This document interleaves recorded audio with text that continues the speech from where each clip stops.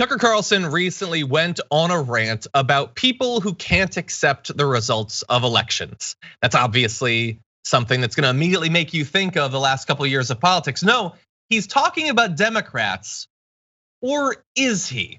Okay, we're gonna watch some video and I wanna try to figure out what message he's actually trying to send with this. Take a look. Well-adjusted, normal person, unwanted election outcomes are part of life. Voters don't always do what you want them to do. It is frustrating, but that's how it works. In fact, when voters reject you, you get a chance to assess your own behavior. Chances are there is a reason that people didn't want you in power, and you now have time to think about what that reason might be. That's a healthy process.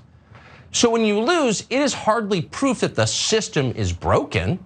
In fact, it's usually evidence that things are working exactly as intended. But people like Max Boot and Liz Cheney do not see it that way. They are too fragile to face their own unpopularity. To people like that, the prospect of rejection by voters, of losing control of the country, means literally the end of democracy itself. Okay, so Jordan, he grounded his commentary as being about Max Boot and Liz Cheney. Every single word he just said makes way more sense applied to either Donald Trump or his supporters.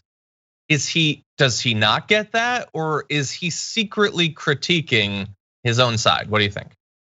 I mean, it sounds like a monologue they had written for like December 2020 and just had to put it in the can for a little bit later, because it doesn't like what's the concern here? Like, Liz Cheney and Max Boot like to act like Republicans winning would be disastrous for the country in like seismic systemic ways. And you could make the argument that would be, but that's like not the situation we're in right now at this moment. Like the threat we're facing is people who took to violence because they didn't like the election outcomes. Something Tucker will not meaningfully condemn in any way, and has not. He's tried to justify it. He's tried to frame it as like a deep state like plot, that there were agitators from like the national security state who kind of designed this, had to blame it on the left. That's your problem. If that is something you truly believe, and I don't think he's ultimately concerned about it, those are the people you condemn. But he can't say that because he's got to play a game on TV. He's got to just continue throwing red meat to his face to keep the ratings up. That's it. I agree, and that's what makes that so interesting, because like I understand that at this point his audience is sort of self-selected as not people who do a lot of deep analysis of what they believe and what they say. But some must watch that and think, wait, couldn't he be talking about us? Because as we know, only 21% of Republicans believe that Joe Biden won the election. Like the vast majority of the Fox News watching audience believes that the election was stolen. So are they not well-adjusted people, according to Tucker Carlson? Like, why would Tucker risk potentially turning off his audience unless he had a goal? And his goal can't just be to dunk on Max Boot. Like, that's not the most important thing to Tucker Carlson. I think this is another criticism of Donald Trump. I think Tucker is every once in a while putting out trial balloons. Like when he said that having had COVID feminizes you. Like he knows his audience is gonna potentially link that to, hey, wait, isn't the person that I worship more than anyone else in the world, didn't he have COVID? And yet Tucker said it.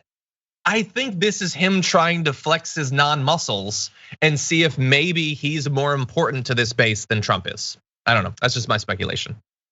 I mean, that's quite the theory. But Tucker just recently admitted that he himself had COVID too. So this maybe he's become feminized. Oh boy. Maybe.